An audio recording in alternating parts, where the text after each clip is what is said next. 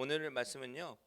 아, 창세기 1장을 계속해서 보면서 마무리를 지으려고 하는데 같이 봉독은 24절에서 2장 3절까지 봉독하도록 하겠습니다. 창세기 1장 24절에서 2장 3절까지 우리 한 절씩 한 절씩 같이 교독해 볼까요? 24절 제가 먼저 읽겠습니다.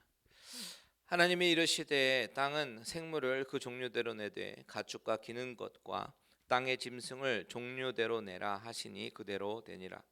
하나님이 땅의 짐승을 그 종류대로 가축을 그 종류대로 땅에 기는 모든 것을 그 종류대로 만드시니 하나님이 보시기에 좋았더라.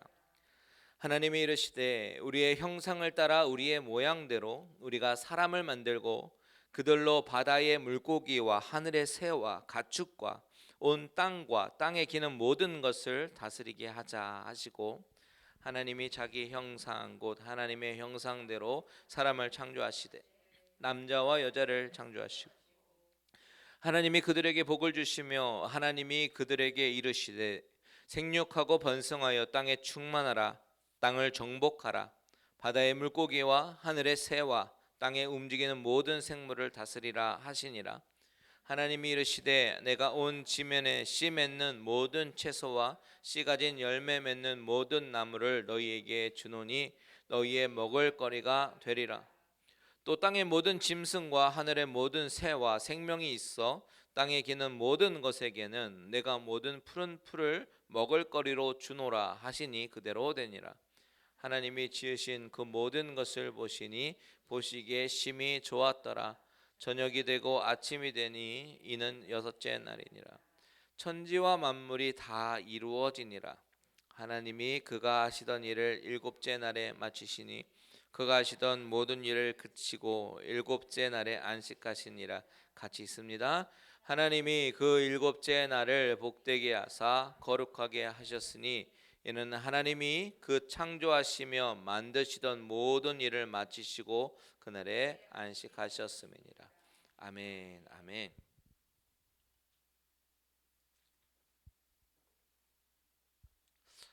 우리는요 지난 시간에 창조의 6일 사건에 대해서 우리가 같이 나누어 봤는데요. 그 가운데 특별히 빛의 창조에 대해서 중점적으로 생각해 보았습니다. 그 빛에 대해서 첫째 날 창조하신 그 빛에 대해서 우리가 정확하게 이해하기 위해서는 창조 6일의 그 프레임을 이해하는 것이 중요하다고 말씀드렸죠. 첫째 날과 넷째 날 페어가 되고 둘째 날과 다섯째 날, 셋째 날과 여섯째 날이 서로 쌍을 이루면서 하나님께서는 첫째 날, 둘째 날, 셋째 날에는 그 공간과 환경을 먼저 만드셨고 그리고 넷째 날, 다섯째 날, 여섯째 날은 그 먼저 창조하신 환경과 그 공간에 채워 넣으시는 거예요. 하나님의 창조물로 새로운 창조물로 채워 넣으시는 그 하나님의 작품들이 채워지는 그런 상태를 우리가 살펴보았습니다. 또한 지난 시간 가운데 중요한 말씀이 뭐가 있었냐면 바로 하나님의 피조물들의 사명입니다. 모든 피조물들은 각각 하나님의 창조와 섭리의 목적에 의해서 창조가 되었는데 그것이 뭐냐면 바로 창조주이신 하나님을 영화롭게 하는 그 목적이 있습니다. 모든 피조물들이 자기의 영역 안에서 자기의 일을 충실히 할 때에 하나님은 영광 받으시고 기뻐하시는 것이다 라고 말씀드렸죠. 꽃은 꽃을 피울 때 나무는 열매를 맺을 때 하나님은 영광을 받으시고 기뻐하시는 것입니다. 이것이 창조의 중요한 포인트 중에 하나임을 잊지 말았으면 좋겠습니다. 자, 오늘은요 이어서 창조와 안식이라는 제목을 가지고 하나님의 창조의 기사 가운데 몇 가지 조금 더 생각해 보고 싶은 그런 부분들이 있어서 포인트들이 있어서 그것을 나누고 은혜를 좀 나누고자 합니다. 먼저 창세기 1장 가운데 나타나는 이 창조의 기사 가운데 좀 주목해서 보고 싶은 것이 무엇이 있냐면 바로 창조의 원리입니다. 창조의 원리가 무엇인가? 창세기 1장에서 하나님의 창조의 기사를 쭉 기록했는데 각각 창조물을 만드실 때 원리가 있습니다. 그것이 뭐냐면 바로 하나님이 이르시되라는 말로 시작해서 그대로 되었다라는 말로 끝난다는 것이죠. 그것이 창조의 원리입니다. 하나님이 천지 만물을 창조하셨을 때의 가장 중요한 툴이 바로 하나님의 능력과 권위가 담긴 하나님 당신의 말씀이다라는 사실이에요. 제가 너무나 당연한 말을 하는 것 같지만 이것이 너무나도 중요하기 때문에 그냥 지나칠 수가 없습니다.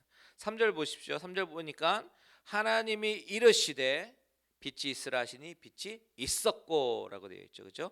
6절 7절 보니까 또 하나님이 이르시되로 시작해 가지고요.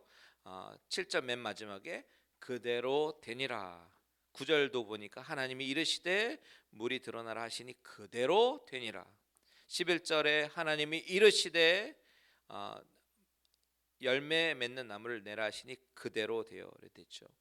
14절 15절에도 마찬가지고요. 20절 24절 29절 30절 다 마찬가지입니다. 이렇게 창조는요 하나님이 이르시되 하나님의 말로부터 하나님의 말씀으로부터 시작됐는데 그게 그대로 되었다라고 기록하고 있는데 이것이 창조의 중요한 원리다라는 사실입니다. 왜 이 창조의 기사 가운데 계속해서 반복적으로 강조하고 또 강조하고 또 강조할까요? 하나님이 이르시되 그대로 되었다. 이것이 왜 그렇게 강조가 됩니까? 바로 하나님의 말씀의 능력을 드러내기 위해서입니다. 여러분 이 책의 첫 번째 독자가 누구라고 말씀드렸어요? 바로 이스라엘 백성들.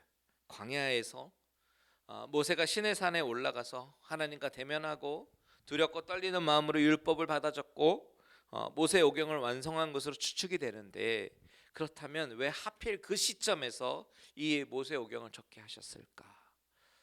우리가 추측할 수 있는 것은 그 당시 이스라엘 백성들의 영적인 상태가 바로 칠흑 같은 어두움의 모습이었기 때문입니다.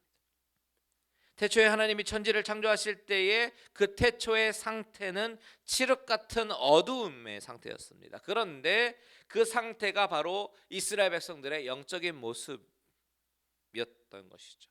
빛을 잃고 어둠 속에서 우상을 만들려고 하고 하나님을 인정하지 않으려고 하는 그런 상태였죠. 그런 풍조가 있었을 때에 하나님은 모세를 불러서 십계명을 주시면서 하나님의 자녀로서의 삶의 바운더리를 주십니다. 그리고 이 모세 오경을 기록하게 하시면서 하나님은 어떤 분이신가 분명하게 나타내주고 있는 것입니다.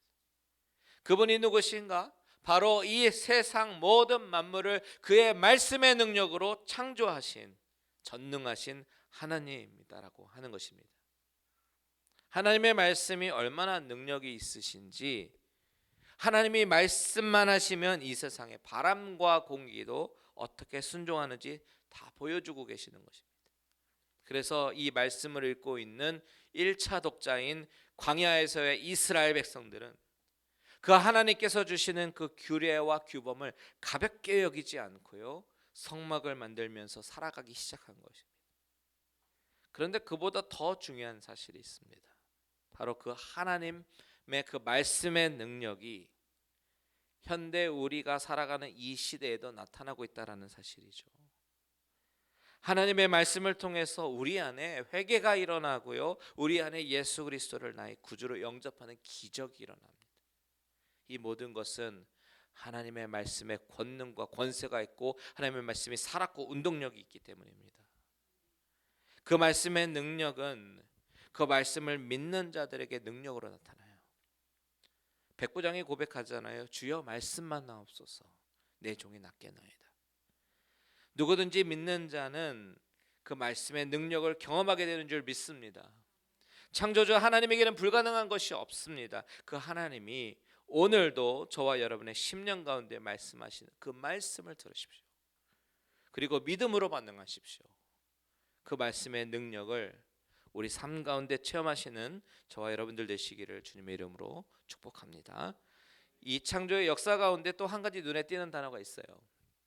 그것이 뭐냐면 나뉘게 하셨다라는 단어입니다. 가장 먼저 나온 것이 4절에서 하나님이 빛과 어둠을 나누사에서 나누다라는 표현이 있고 7절에서도 궁창 아래의 물과 궁창 위의 물로 나뉘게 하시니 라는 표현도 있습니다. 그리고 또 어디 나와요? 9절 보니까 물을 한쪽에 모으시고 물이 드러나게 하시면서 나누다라는 표현은 없지만 나누셨습니다. 14절에도 낮과 밤을 나뉘게 하셨고 18절에도 나옵니다. 왜 우리가 이 단어를 주목해 봐야 되냐면 히브리어 원어로 보니까요, 이 나누다라는 단어는 바달이라는 단어가 쓰였는데, 그런데 이 단어가 구약 성경에 쓰인 용법을 보니까 우리가 왜 이 단어를 주목해 봐야 되는지 알게 됩니다. 이 단어는 구약 성경에서요 총 42번이 사용됐는데, 이 단어는 분리의 의미보다는 구별의 의미로 더 많이 사용됐던 것을 우리가 확인할 수가 있습니다. 그 예로요, 레위기 10장 10절 한번 보겠습니다. 레위기 10장 10절 같이 읽습니다. 시작. 그리하여야 너희가 거룩하고 속된 것을 분별하며 부정하고 정한 것을 분별하고. 자, 여기서 거룩한 것과 속된 것, 부정한 것과 정한 것을 구별할 때, 분별할 때, 이 분별이라는 단어가 바로 바달이라는 단어가 쓰였습니다. 자, 레위기 20장 25절 같이 봅니다. 시작. 너희는 짐승이 정하고 부정함과 새가 정하고 부정함을 구별하고 내가 너희를 위하여 부정한 것으로 구별한 짐승이나 새나 땅에 기는 것들로 너희의 몸을 더럽히지 말라.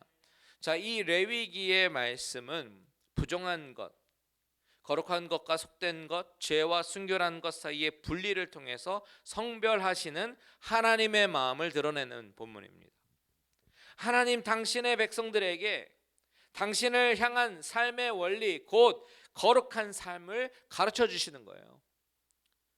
창세기에서 그 창조 사역 가운데 나타난 하나님께서 빛과 어둠을 나누셨다, 이것을 비롯해서 나누시는 것은 맨 처음 하나님께서 천지를 창조하시는 것으로부터 모든 창조물을 거룩하게 구별하시고 정하게 하시고 창조하셨음을 의미하는 것입니다. 이 말은 무슨 말이냐면, 피조물인 우리가 이 세상에서 창조되었을 때에 하나님은 이미 성별하셨고 구분하셨다라는 사실입니다. 그 하나님의 오리지널 플랜은 지금도 마찬가지입니다. 하나님은 성도들이 세상과 짝하면서 겸하면서 섬기는 거 좋아하시지 않습니다. 구분하기를 원하시고 구별하기를 원하시는 것이죠. 이 사실을 우리가 마음속에 염두해 둘 때에 우리 신자가 이 세상에서 어떻게 살아야 하는가에 대한 가이드를 제시해 주는 것입니다. 여러분, 신자는요 세상 사람들과 똑같이 살아가는 사람들이 아닙니다. 구별되고 구분되어 살아가야 되는 것이에요. 설사 그 구분이 나에게 손해가 된다고 하더라도 우리가 기억해야 될 것이 뭐예요? 본래 나를 창조하셨을 때의 하나님의 목적을 기억해야 합니다. 그런데 이 사실에서 한 발자국만 더 나아가서 생각해 보면요, 이 창조의 섭리와 질서가 얼마나 우리에게 주는 의미가 의미심장하냐면, 오늘 본문 11절과 12절을 한번 보십시오. 보면 이런 말씀이 있습니다. 하나님이 이르시되 땅은 풀과 씨 맺는 채소와 각기 종류대로 씨 가진 열매 맺는 나무를 내라 하시니 그대로 되어라고 되어 있죠.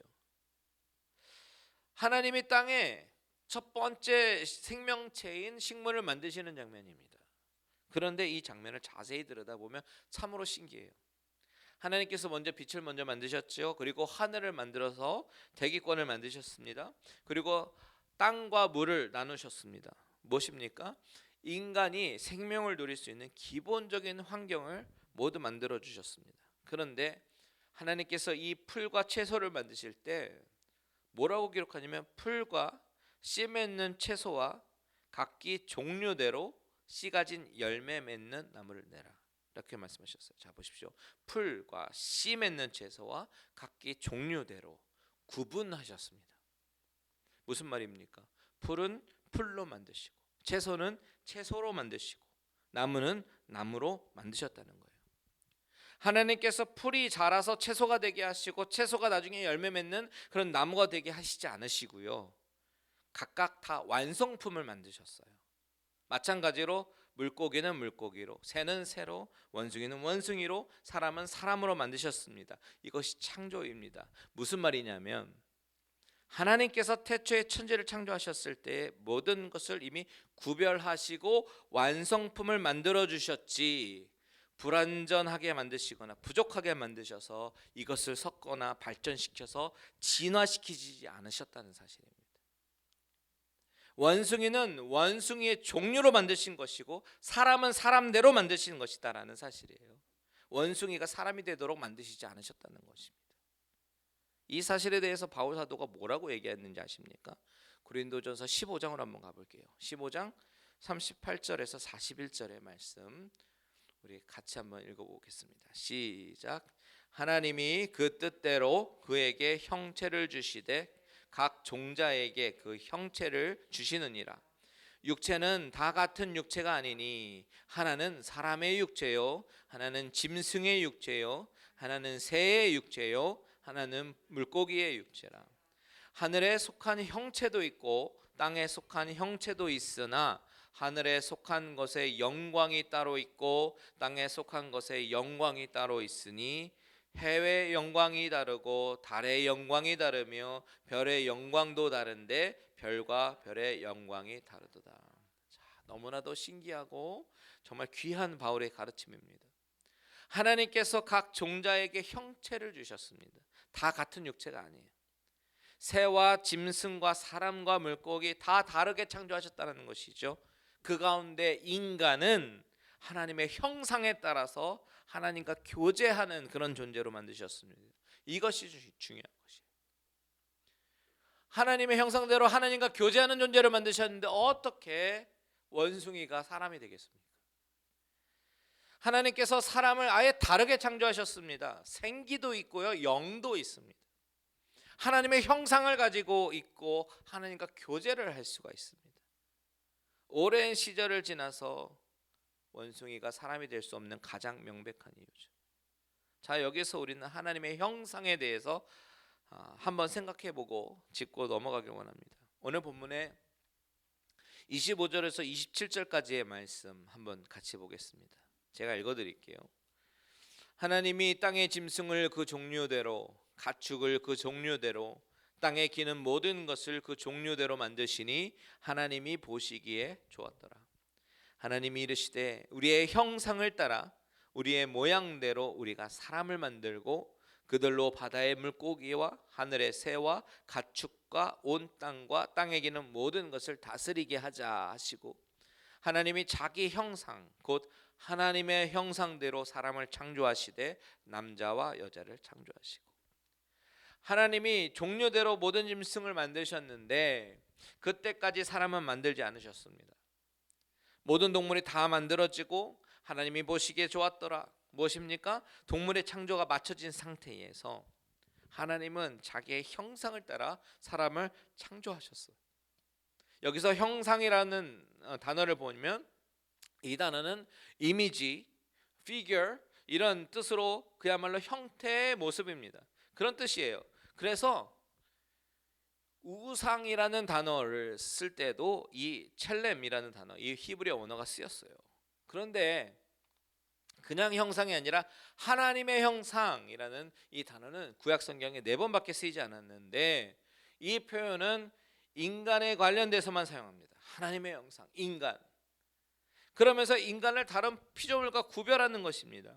아까 동물과 식물을 창조하셨을 때에 종류대로 구분하시고 구별하시는 표현을 우리가 보았는데 인간을 창조하실 때는 종류대로가 아니라 하나님의 형상을 따라서 창조하셨다라고 분명히 기록하고 있습니다. 하나님의 형상을 따라 창조하셨다라는 의미는 첫 번째 지정의를 가진 전인격적으로 창조하셨다는 의미입니다. 이것은 동물과 구별되는 가장 큰 특징이죠. 지정의는 말 그대로 지성과 감정과 의지를 말합니다. 여러분, 크리스찬의 지성이라고 하는 것은 하나님을 아는 지식을 말하는 것이죠. 모든 인간은 자연 계시와 특별 계시를 통해서 하나님을 찾게 되어 있고 알고 싶어 합니다. 이것을 칼빈은 뭐라고 부르냐면 종교의 씨앗이라고 불러요. 하나님을 알지 못하는 자라고 할지라도 누구나 종교심이 있다는 것입니다. 절대자를 향한 갈구함이 있습니다. 그 가운데 선택받은 사람들은 창조주 하나님을 찾고 알아나갑니다. 성경 말씀, 그 진리의 말씀을 통해서 하나님을 알게 됩니다. 그리고 그 다음에 크리스천의 감정이라고 하는 것은 하나님이 주시는 그 감동을 느낄 수 있다는 것이죠.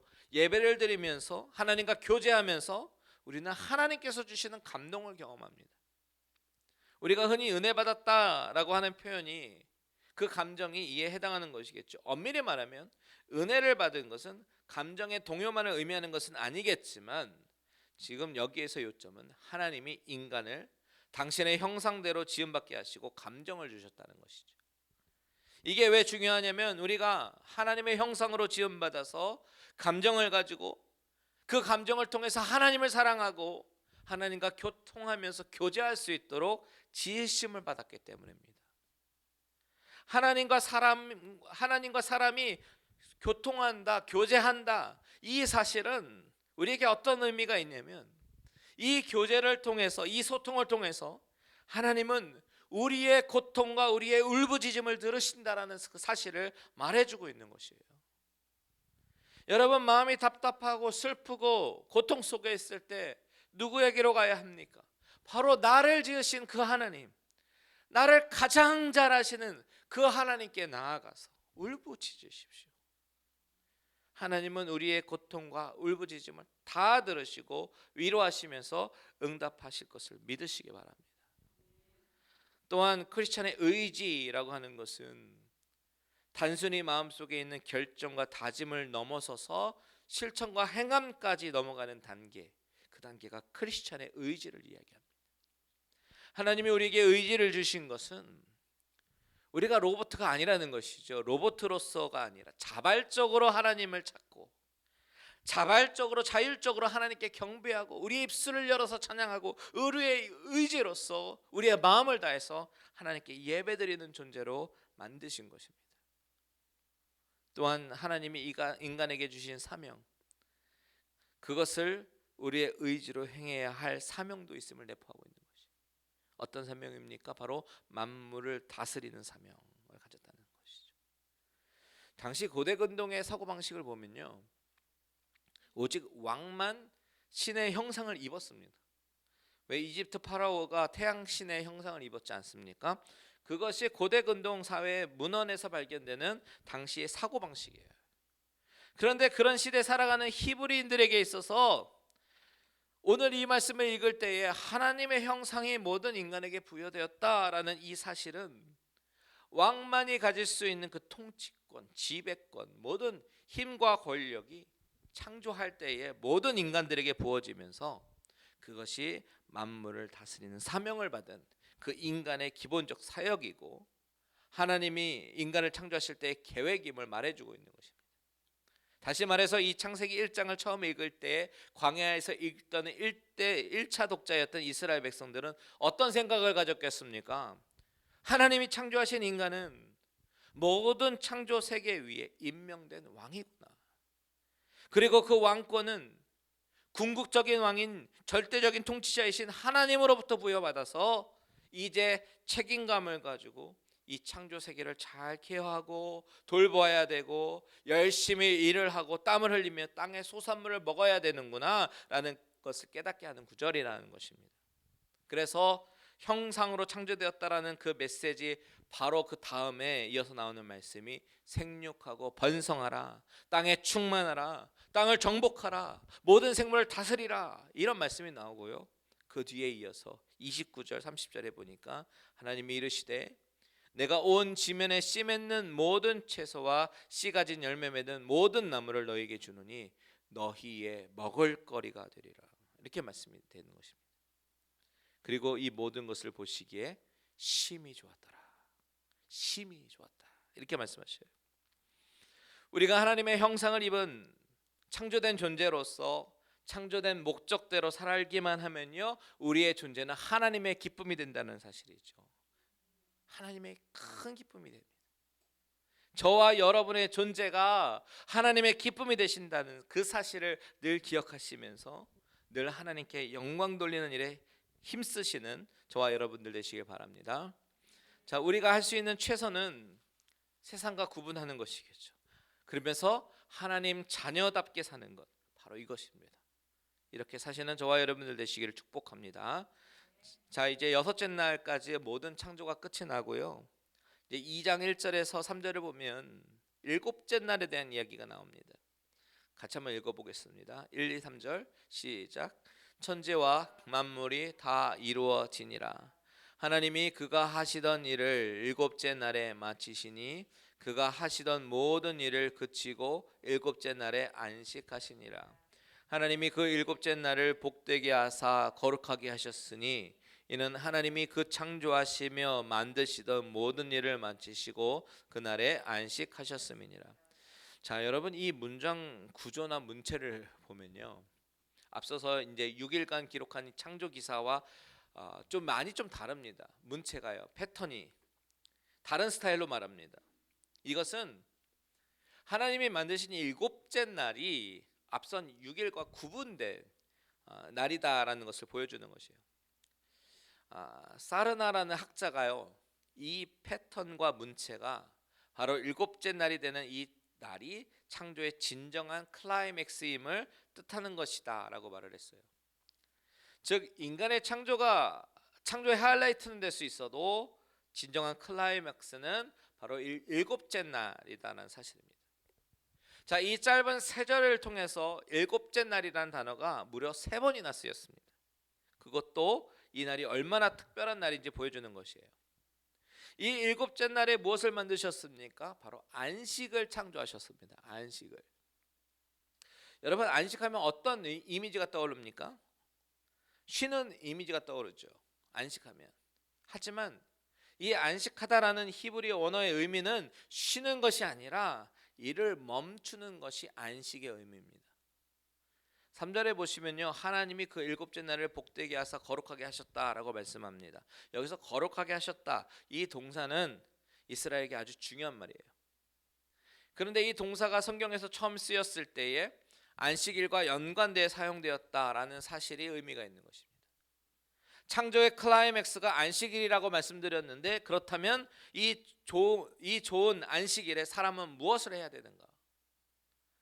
다시 1차 독자의 관점으로 돌아가 보면 하나님은 노예 생활을 하고 있는 이스라엘 백성들을 하나님의 자녀로 삼으시고 하나님을 찬양하고 경배하는 안식일을 지키는 백성으로 만들기 위해서 애굽에서 나오게 하셨습니다.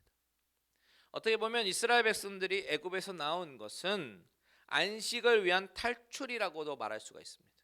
그리고 하나님은 하나님 안에서 누리는 진정한 안식을 누리게 하기 위해서 안식일에 관한 규례를 많이 주십니다. 안식일에 어떻게 해야 되는지 아주 구체적으로 말씀하시죠. 여러분, 안식일을 지키는 사람은 바로 하나님의 자녀로 사는 사람입니다. 노예의 삶에서 하나님의 자녀로서의 삶으로 사는 사람들입니다. 우리도 일주일 동안 세상에서 살다가 모든 것을 멈추고 교회에 나옵니다. 왜 그렇게 만드셨을까요? 바로 모든 것을 멈추고 다시 하나님 앞에 서서 예배를 드리면서 영적으로 살아나고 회복하는 일이 더 중요하기 때문입니다. 일주일 동안 다시 세상에 나가서 승리하는 비결은 바로 그의 이름을 높여드릴 때 창조의 축복으로 다시 회복되는 것에 있기 때문입니다. 1절에서 천지와 만물이 다 이루어지니라 라고 말씀하신 것처럼 다 이루어지니라, 어디서 많이 들어본 말 아닙니까? 예수님도 십자가에 못 박히시고 다 이루었다라고 선언하셨죠. 이것은 하나님의 창조가 완벽한 것처럼 예수님의 십자가의 구원도 완벽하다라는 것을 의미하는 것입니다. 이 완벽한 구원의 기쁨이 흘러넘쳐서 기쁨으로 예배를 드리는 날이 바로 주일이고 안식일인 것이에요. 안식일이 토요일이다 주일이다 논쟁하는 것은 의미가 없습니다. 여기서 신약에서 부활의 기쁨, 구원의 기쁨으로 예배 드리는 날이 우리가 지키고 있는 주일이기 때문입니다. 하나님이 안식으로 선포하신 날, 우리는 온전히 그 안식일을 지키기 위해서 모든 것을 잠시 멈추고 하나님을 집중하시길 바랍니다. 기뻐하시길 바랍니다. 구원의 감격으로 감격하시길 바랍니다. 당신의 형상대로 지정의 인격적으로 전인격적으로 창조하신 그 하나님과 깊은 교제를 나누면서 늘 주 안에서 기뻐하시는 저와 여러분들 되시기를 주님의 이름으로 축원드립니다.